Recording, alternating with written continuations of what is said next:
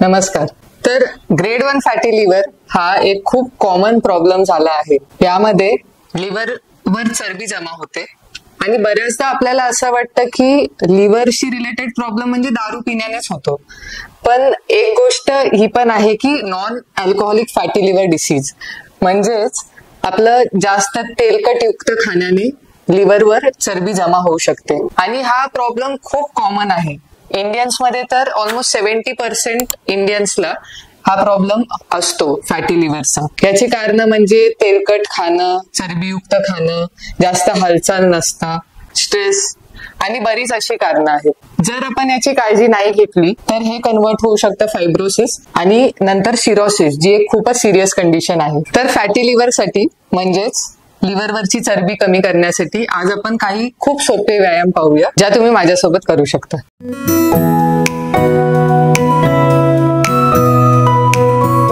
तर पहिला व्यायाम आहे, यामध्ये तुम्हाला उभा राहायचं आणि हात वर घेऊन जात असताना श्वास आत घ्यायचा, नाकाने आत घ्यायचं आणि खाली वाकायचं, श्वास सोडायचा तोंडाने.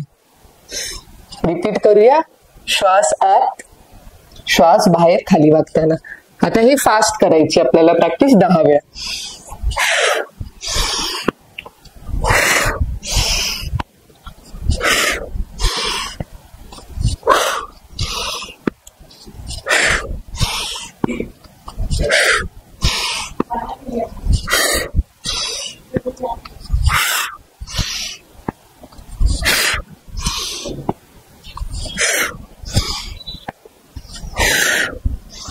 श्वास आत, हात वर आणि श्वास सोडत हात खाली.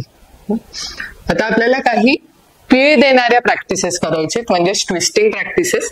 यासाठी तुम्हाला पायांमध्ये अंतर घ्यायचंय खांद्यां एवढं, हात असे आणायचे आणि अशा प्रकारे ट्विस्टिंग करायचे. हे करायच्या वेळेस तुमची ब्रीदिंग नॉर्मल राहील. असे एक 10 वेळा आपण करूया.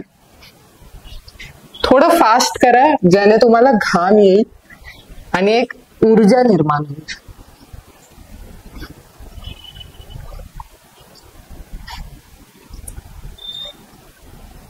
Come back. आता आपण आसन अभ्यास करणार आहोत. त्यासाठी तुम्ही आपली मॅट घेऊ शकता. तर आपलं लिव्हर या भागामध्ये, उजव्या भागामध्ये स्थित असतं आणि पोटाची चरबी पण जी आहे ती ह्या भागामध्येच असते, बरोबर. त्यासाठी आपल्या लिव्हरवर पण चरबी जमा होते. त्यासाठी आपल्याला जास्त पीळ देणारे व्यायाम किंवा आसन आणि ज्यामध्ये ह्या भागामध्ये जास्त घाम निर्माण होईल पोटाच्या रिजन मध्ये, असे प्रॅक्टिसेस करायचे आहेत. त्यासाठी आता आपण एक सोपा व्यायाम पाहूया. त्यासाठी तुम्हाला दोन्ही पाय पुढे स्ट्रेच करून बसायचे. हातांचा मागे सपोर्ट घेतला तरी चालेल. पाठ जेवढी होऊ शकेल सरळ ठेवायचा प्रयत्न करूया. उजवा पाय तुम्हाला बेंड करायचा गुडघ्यातून आणि डाव्या गुडघ्याजवळ उजवं पाऊल आलं पाहिजे.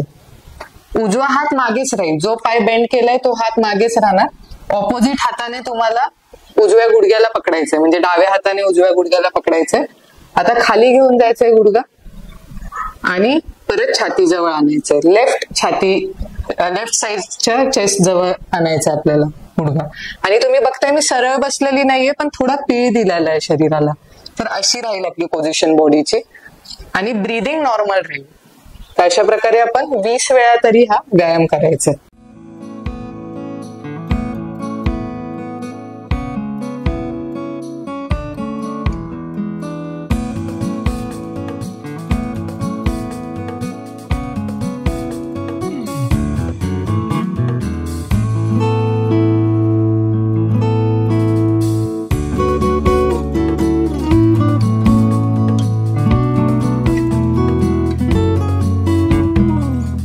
आता सेम प्रॅक्टिस दुसऱ्या पायाने करूया. डावा हात मागेच राहील. उजव्या हाताने डाव्या गुडघ्याला पकडायचे.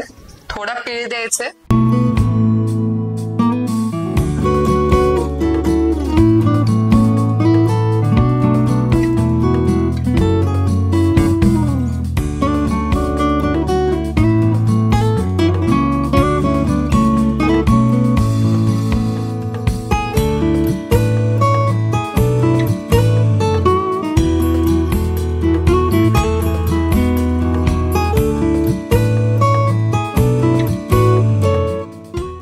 सोपा होता ना व्यायाम.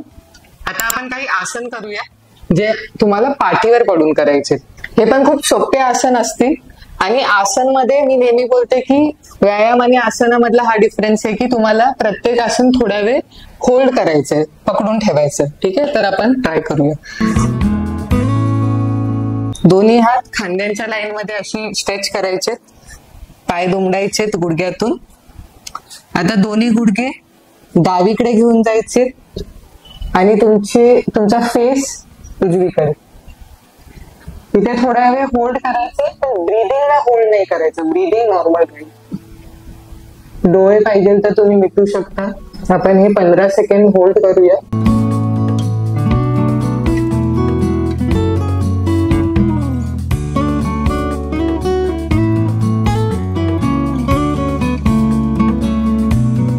पुन्हा सेंटरला यायचंय. आता सेम प्रॅक्टिस दुसऱ्या साईडला. तुम्ही पाहिजे तर जास्त वेळ पण होल्ड करू शकता. ब्रीदिंग नॉर्मल राहू द्या आणि शरीर सैल सोडा.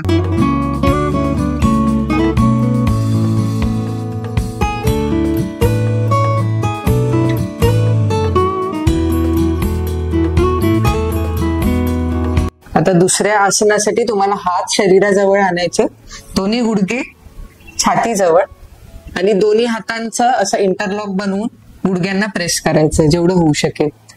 आणि हळूच हनुवटी वर उचलायची आहे. इथे आपण 10 सेकंद होल्ड करूया. ब्रीदिंग नॉर्मल राहू द्या आणि खांदे रिलॅक्स. खांदे असे वर उंचवायचे नाहीयेत, उचलायचे नाहीयेत.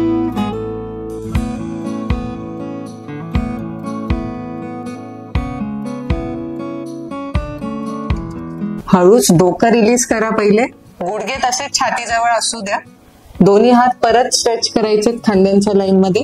आणि आता अजून एक पीळ देणारा आसन आपण करूया. यामध्ये पण गुडघे आपल्याला डावीकडे आणि चेहरा उजवीकडे घेऊन जायचं. इथे आपण 15 सेकंद होल्ड करूया. ब्रीदिंग नॉर्मल, शरीर सैल.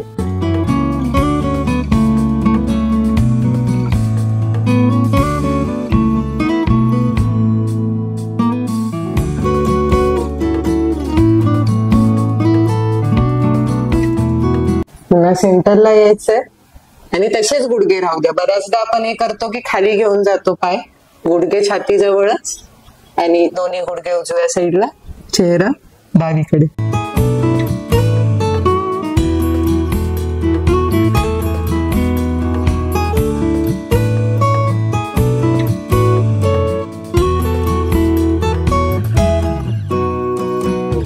हळूच परत यायचंय.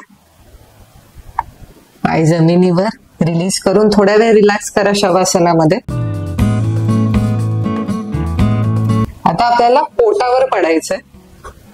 हळूच पोझिशन चेंज करून अशा प्रकारे पोटावर पडा. त्यामध्ये तुमच्या पायांमध्ये अंतर राहील.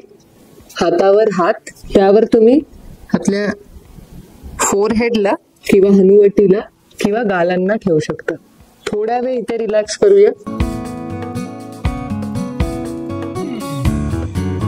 आता दोन्ही पायांना एकत्र आणा. हात छातीच्या बाजूला, हनुवटी जमिनीवर. आता हळूहळू हनुवटीला वर उचलायचं जेवढं होऊ शकेल, पण कोपरांना बेंड ठेवायचंय. कोपरं स्ट्रेट नाही झाली पाहिजे. ब्रीदिंग नॉर्मल राहू द्या. इथे आपण एक 10 ते 15 सेकंद होल्ड करूया.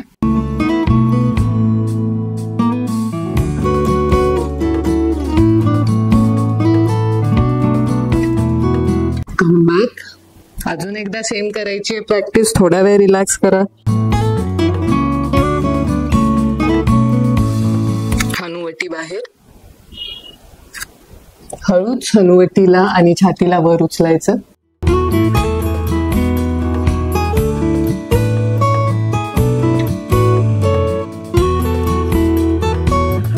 हळूच खाली या.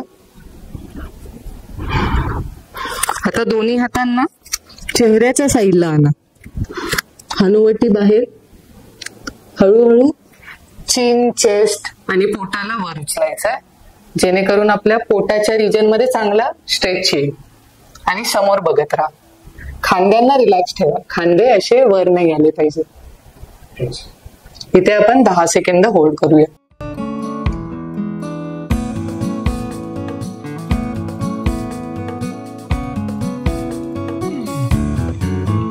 हळूच परत यायचंय. थोडा वेळ रिलॅक्स करायचंय मकरासनामध्ये.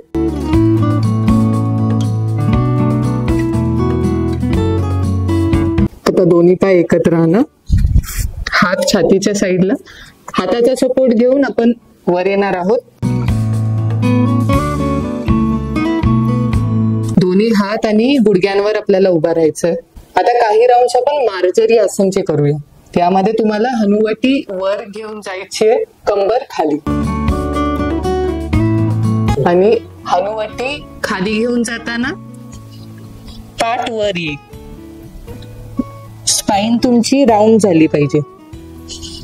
हे आपण 2 ते 3 वेळा करूया प्रॅक्टिस, ज्याने आपल्या स्पाइनला चांगलं रिलॅक्सेशन मिळेल. ब्रीदिंग तुम्ही नॉर्मल ठेवू शकता किंवा वर जाताना श्वास घ्यायचाय आणि खाली येताना श्वास सोडायचाय.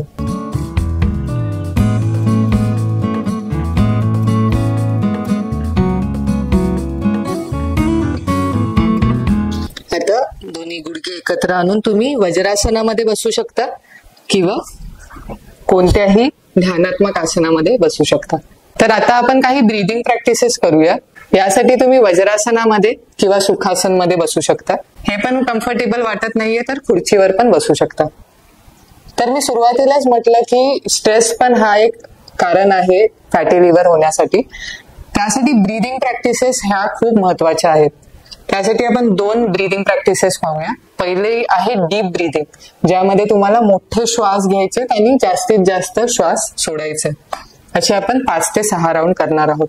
यासाठी तुम्हाला दोन्ही हात पोटावर ठेवायचे. दीर्घ श्वास घ्यायचा नाकाने आणि नाकाने सोडायचा प्रयत्न करायचा.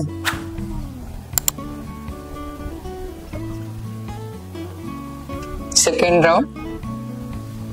दीर्घ श्वास, उच्छ्वास. तिसरा राऊंड.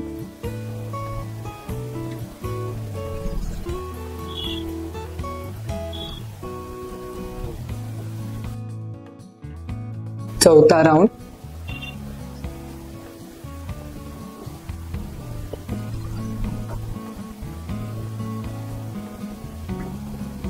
पाचवा राऊंड.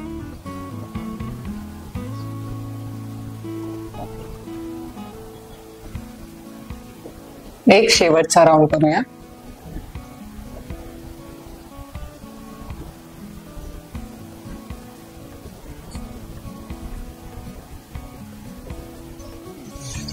हळूच डोळे उघडायचे. आता शेवटची प्रॅक्टिस आहे शीतकारी. हा एक कूलिंग प्राणायाम आहे. त्यामध्ये तुम्हाला दातावर दात ठेवायचे. वरचे आणि खालचे जे दात आहेत ते एकावर एक असतील. दात जे आहेत, जीभ आहे ती खालच्या दातांना लागलेली असेल मागून. अशा प्रकारे श्वास तुम्हाला तोंडातून घ्यायचाय. नंतर तोंड बंद करून नाकाने श्वास सोडायचा. असे आपण काही राऊंड करूया.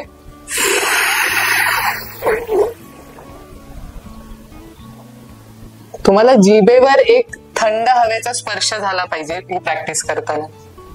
तिसरा राऊंड.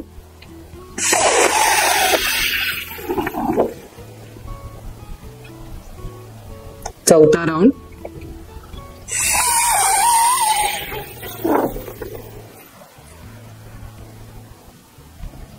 पाचवा राऊंड.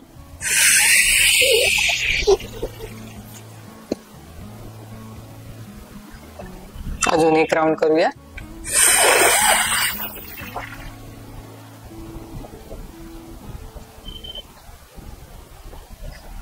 थोड्या वेळ डोळे मिटून ठेवा. तुम्हाला कसं वाटतंय सगळे प्रॅक्टिसेस करून त्याचा अनुभव घ्यायचा.